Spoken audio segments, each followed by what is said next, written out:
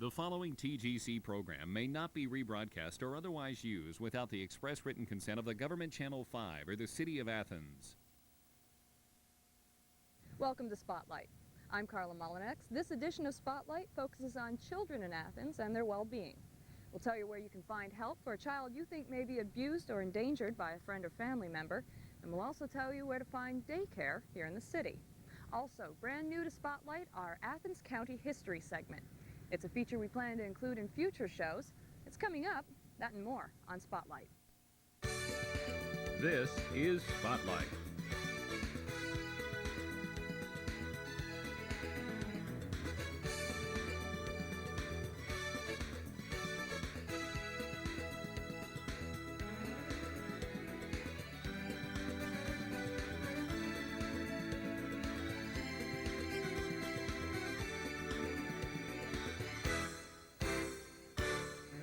For Spotlight, here's Carla Mullinex. As many working parents know, finding appropriate daycare is not an easy task. Luckily, there are youth programs for all ages here at the Athens County Recreation Center. Erin Kenzel takes a look at how the program works around the busy schedules of moms, dads, and kids. The hustle and bustle of work schedules, meetings, and other daily tasks makes finding a babysitter nearly impossible. Some parents need child supervision while they work, and others simply need a break from the stress.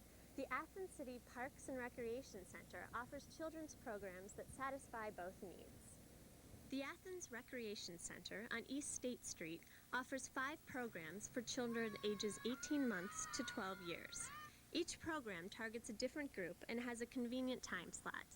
The Before School program runs from 7 a.m. to 8:30 a.m. and is for 5 to 12-year-olds. The children are bused to school from the center at the cost of $3.60 per day. The after-school program buses children from school to the center and targets the same age group. It costs $25 per week. Children may stay until their parents pick them up after work. The KinderCare program handles kindergartners who attend school half a day and costs $45 per week. It runs from 11:30 a.m. to 5:30 p.m. The Wee Wiggler program is for 18-month-year-olds to 3-year-olds. The fee is $25 and the group meets every Friday from 10 a.m. until 11 a.m. The final program, Kids Circle, is directed at 3 to 5-year-olds. They meet every Tuesday and Thursday from 9:30 a.m. until 11:30 a.m. and the cost is $50 per month. Each program provides a valuable learning experience. Some activities include snack time, arts and crafts, physical activities, games, and quiet time. The center also holds special events for children and their family members. We had a potluck dinner on December 9th of '98, and we had 122 parents and children come who were involved. We had entertainment, we had staff recognition, and we had door prizes to give away, and a great dinner. So it was a really nice time to get involved with the parents. These programs are also beneficial to the older children. The craft room also serves as a study room. Older children can do homework there. Staff members help out when needed. The staff members are teachers, disciplinarians, and friends. Most rewarding is when you teach something and you see them doing it because that they've learned from you, or when they have something new and exciting to show you. A new community center at the same site is currently under construction. It's scheduled to open in the spring of 2000. Programs such as a teen lobby will come with the new center. The lobby will be a meeting spot or hangout place for teens. Staff members and children say it's the programs that make the Athens Rec Center a rewarding place to work and play. Reporting for Spotlight, I'm Erin Kenzel. Children's programs will expand when the new community center is built. Now, the Putnam Child Development Center is another child care agency here in Athens. Cosette Smith tells us how this program's goal is to let children develop as individuals. Many times people wonder about what activities they should do with young children. What they often don't know is that the first few years of a child's life are prime learning years. All children learn differently, but there's one place that helps children develop at their best. The Child Development Center is a laboratory school where students in various majors can get practical experience interacting with children. The center accepts children 6 weeks old to 5 years of age. About 65 children are currently enrolled in the program. The children are diverse and come from a variety of socioeconomic backgrounds. The staff at the center believes that early years are learning years and that each child has a different way of learning. Every child who attends the center, no matter what age, is treated as an individual. The Child Development Center is housed here in Ohio University's Putnam Hall. The center operates much like a typical daycare, but with a twist. Although there is a routine at the center, it is not so strict that there isn't room for the children to do things at their own paces. In the Toddlers and Twos class, children may participate in self-help activities such as learning to dress and feed themselves. Children also have the opportunity to read books, see finger plays, and sing songs. Because many of the children are only beginning to learn how to talk, they may also learn how to communicate effectively. Older children may participate in the project approach, where they can study a topic in depth. Sometimes we think as adults, we know what kids want to know about. Dinosaurs is something you see a lot. But maybe these kids don't care anything about dinosaurs. What they really want to know is, where does the water go when it gets flushed down the toilet? So maybe we'll take them on a field trip to the plumber shop here at the university.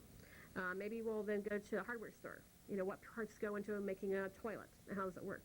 Because you think about what our kids' experience is. What have they had, and what do they want to know?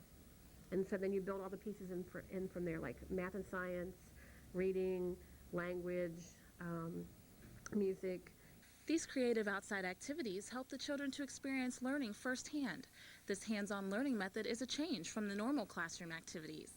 The children can get more of an in-depth understanding from the professionals they come in contact with, as opposed to studying topics from books. So the next time you're with a young child and don't know what to do, try asking her what she thinks is best. You just might be surprised at what you hear. Reporting for Spotlight, I'm Cosette Smith.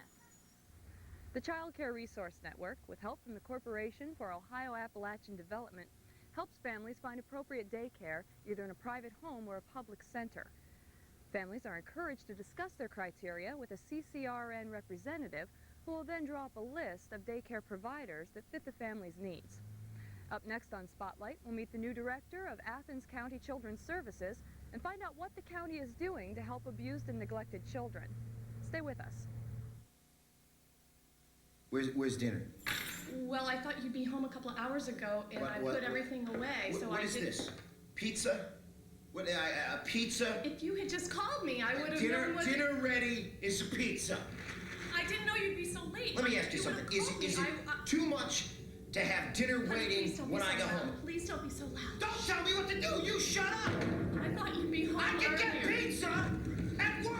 I'm sorry. Yeah, I'll do something better. I'll fix you something better! Let go of me! Get in the kitchen! No!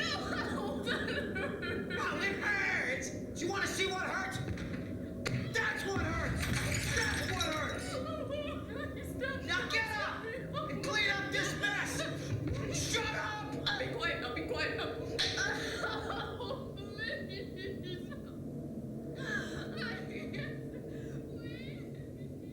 For information, call 1-800-END-ABUSE.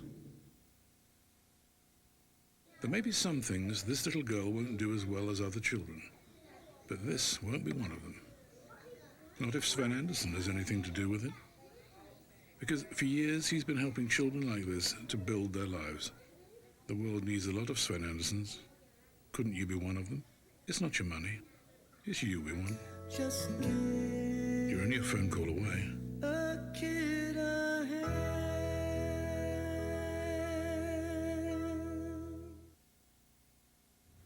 Welcome back. More than a century old, Athens County Children's Services was the first foster care agency in Ohio.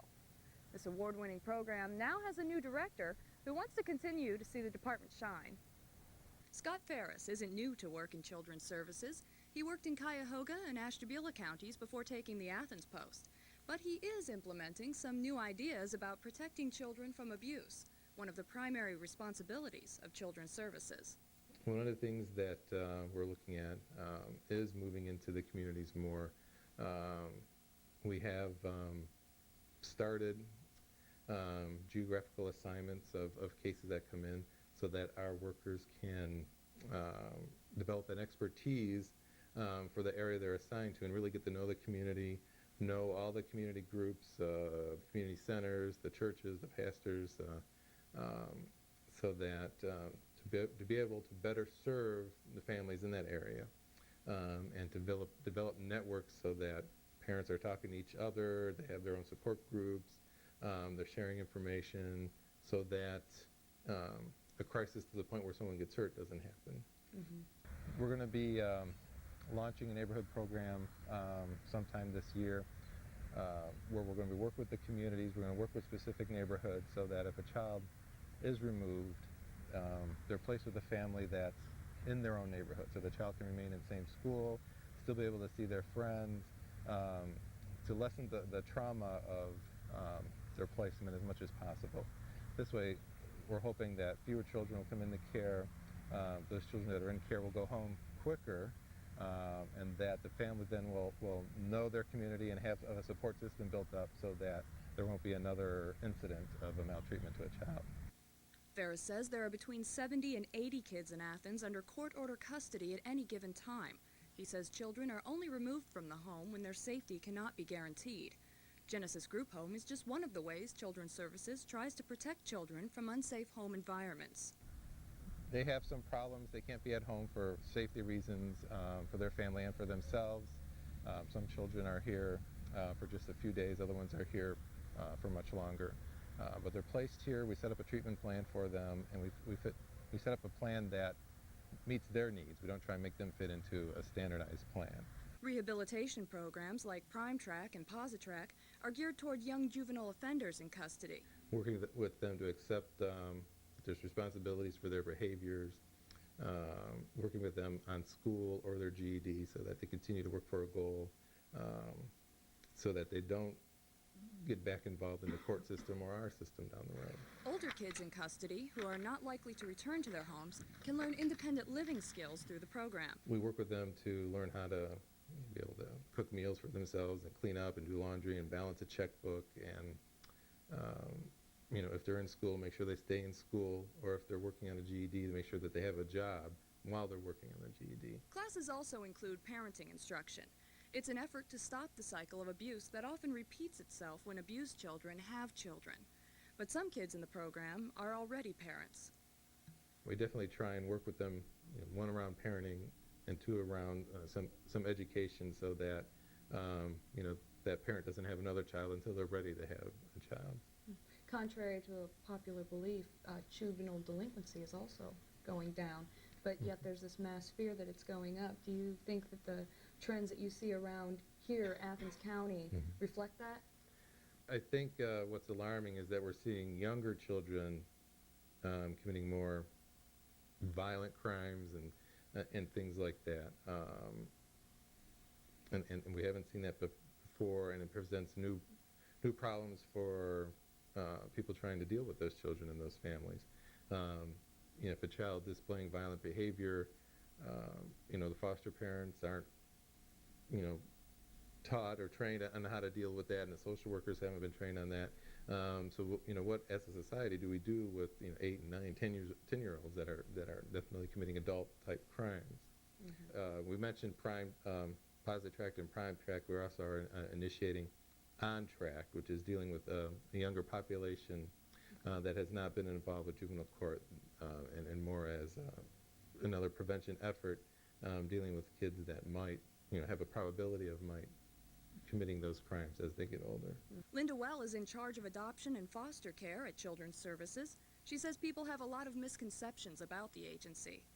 Foster care is meant to be a temporary service, because kids in foster care, our plan is always first for them to go home to their parents to fix whatever the problem is.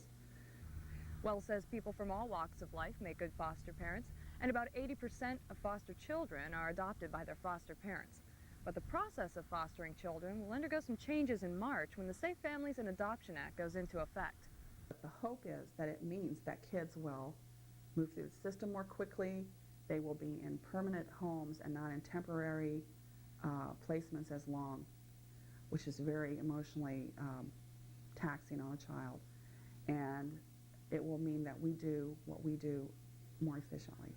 Well says the willingness of people in a community to help children makes a positive difference in society.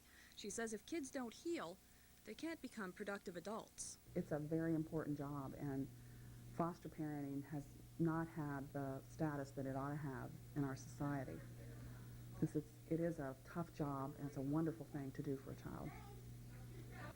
Statistics show that a child is abused about every 47 seconds, and 80% of those children are abused by someone they know and trust. The people at Children's Services want you to know that calls reporting abuse are confidential. Please support the agency in April during National Child Abuse Prevention Month. Up next on Spotlight, we'll take a look at local programs that are reaching out to teens and new mothers. Plus, Spotlight's Jessa Goddard opens up the Athens County History book with a tour of the old county home. Stay with us. These days, kids get their information about sex, drugs, and violence from a lot of different sources. The schoolyard, from movies, even magazines. But they really should be getting their information from another source. You, their parents. Starting these conversations isn't always easy, but spending time together, like watching TV as a family, can help. Your kids want to talk to you. Call for a free guide on talking with kids and a special booklet on TV as a tool, and get things started. Every week for the past 4 years, Stephanie has read stories to a room full of Savannah, Georgia preschoolers. Every week, the look on the children's faces is priceless. The love that Stephanie feels from every child has made her life a whole lot brighter. Even though Stephanie has never even seen their faces. To see how you can help in your community, call the Points of Light Foundation. Do something good. Feel something real. Help wanted. Immediate openings available. For the most important jobs in America, helping the organizations that help children. Whatever you can do, in whatever time you have, you can make a difference. To learn how you can help in your community, reach us at this web address and number. We're fighting for the children. Whose side are you on? Welcome back. In the last segment, Children's Services Director Scott Ferris and I discussed some of the programs that reach out to parents with children. Now Spotlight's Gina Long introduces us to the program that reaches out to families and their new additions right from the start. Singing to a baby, pushing a child on a swing, or teaching that little boy or girl to count to 10 are just some of the joys of raising a family. But raising a family is hard work, especially if you're a new mother or father. Sometimes the role of being a parent isn't always cute and cuddly. Babies cry, fall down, and throw temper tantrums. When a parent needs some help or just has a question, Children's Services is there. I think that our agency should be responsive. Asking for help is a sign of strength. That if you're having difficulty, you should be able to pick up the phone and call us like you would the doctor or the electric company or anybody and say, hey, can somebody help me with this? Without fear, and to know that there is someone that's going to be able to respond to whatever that need is and help you deal with that. That's how I think that we should be doing our work. Sandra Vaughn is the Director of Prevention Services. She says her staff is a team that works together to make new parents feel comfortable when they come for help. But many times, Children's Services goes to the families first. Staff members make regular visits to Oblenis Hospital to greet new families. They bring baby baskets filled with information, telephone numbers, and a few gifts for the new parents. Another program the agency sponsors is Good Beginnings. It includes home nursing visits and family mentoring services. As part of Good Beginnings, a new portion of the program called Expanded Early Start targets mothers who are learning, earning, and parenting, otherwise known as LEP. These are parents who are finishing their high school education or continuing their GED. A part of the Expanded Early Start initiative is to have the mentoring piece to help parents achieve their self-sufficiency requirement through the Department of Human Services. Well, it meshes beautifully with what we're already doing. So what we all want in our lives is to reach a level of self-sufficiency where we can care for ourselves and our children. And if you happen to be parenting and you haven't finished your high school education or you haven't attained your educational equivalency, then that can be a real difficult time. Vaughn says the prevention programs offered by Children's Services are there to make the experience of being a parent an enjoyable one. Sometimes if you don't live around parents or you don't have extended family and you don't have the opportunity to get to know your neighbors, it can be a pretty lonely experience if you have questions about your newborn or just where you can access a certain service, that sort of thing. Those are the kinds of things that we hope to be able to help with. To better serve Athens County, the staff at Children's Services works with other area organizations such as Planned Parenthood and Head Start. Reporting for Spotlight, I'm Gina Long. Another program for parents of children under 18 is Children in the Middle. It's a 2-hour clinic that helps parents identify behavior that their children may find stressful.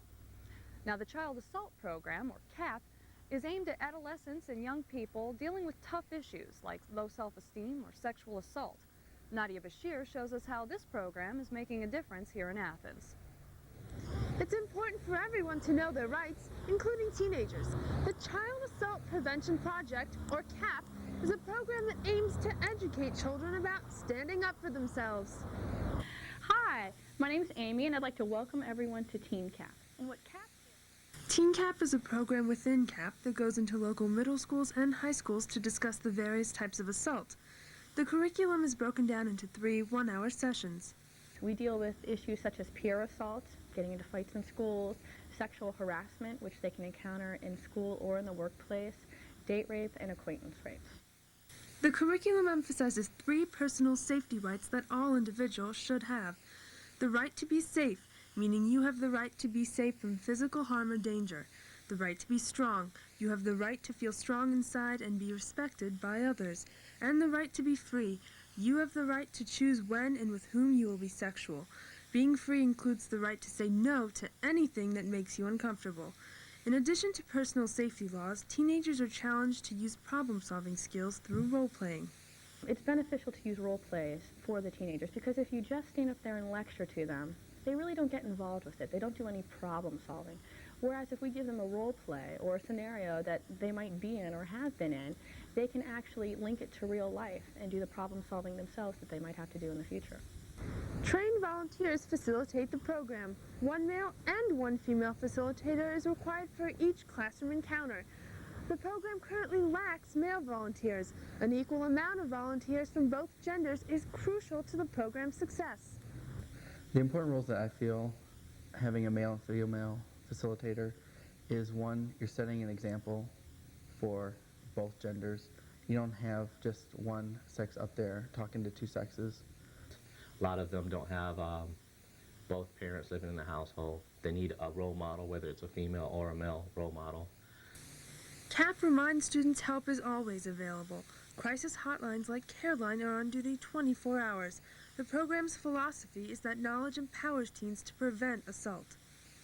I feel sometimes that I do make a real impact. It depends on the groups. I mean, there's some groups you just feel like, oh my gosh, I never did get through. And then there's the other groups that it's like, I made a difference in someone's life. Teen CAP has reached over 20,000 children in Athens and Vinton counties. It continues to have an impact. Reporting for Spotlight, I'm Nadia Bashir. If you'd like to volunteer with CAP or you'd like a representative to come to your school, call the number posted at the end of the show. And now, a new addition to our Spotlight lineup, our history segment. Spotlight's Jessica Goddard takes a look at the old county home before it was an office building. When the Athens County home closed its door in 1987, only 12 people lived there. But for over a century and a half, the poorest citizens of Athens relied on the home as their sole means for food, clothing, and shelter. Some people lived their entire lives there, and the stone markers in this cemetery bear numbers representing those who also died there. Here's what we know about the county home. The county purchased the land from Seth Fuller in early 1857. It paid only $14,700 for the 147-acre farm located just outside Chauncey. The county repaired and enlarged buildings to accommodate 100 people, and the infirmary was born. According to the History of the Hocking Valley, published in 1883, the county infirmary housed an average of 86 people at a cost of 24 cents per person per day in 1882. There are no records to indicate whether the residents paid for room and board, But the director and curator of Athens County Historical Society and Museum, Joanne Prisley, says the occupants were asked to pay something if they could, but no one was turned away. Sometimes the people were forgotten that were there. People forgot about how it, what a good place it was and what a nice place it was and how much it did for people. Everyone performed some type of job at the home, whether it was domestic work or manual labor. They farmed, cooked, canned, and cleaned. The people that lived there worked collectively and were mostly self-sufficient. But on September 19, 1903, disaster struck. The building caught fire and burned to the ground. The new structure, designed in 1904, is the same one that stands today. It contains 50 rooms, including a dining hall, lounges, and apartments. Some of those rooms housed up to 20 people. Now the county home is the home of the Department of Human Resources, and many artifacts are on display for the public. The director, Jack Freck, showed me a journal that was found when they moved into the home. It lists the name of everyone who stayed there. These are the applications, some of the original applications from folks that were filled out to get permitted to enter the county home. Here's one from 1913, February 1913. Gentleman from Nelsonville who needed to be put up at the county home. Says he's been a resident in Nelsonville for 45 years. Says his previous habits, bad. Present condition, bad. Freck says they found several other artifacts when they moved into the county home: clothing, tools, furniture, books, and even rolling papers, lighters, and liquor bottles. Government programs such as welfare, low-cost and senior citizen housing, and food stamps are some of the reasons that fewer people relied on the home for a place to live. But the county home still remains a rich part of the history of Athens County. Reporting for Spotlight, I'm Jessa Goddard. And that's all the time we have for this edition of Spotlight. We will continue to bring you the stories of Athens County history in upcoming shows, but now we leave you with phone numbers to helpful children's agencies. Please, pick up a pen and paper if someone you know needs help. I'm Carla Mullinex. Thanks for joining us.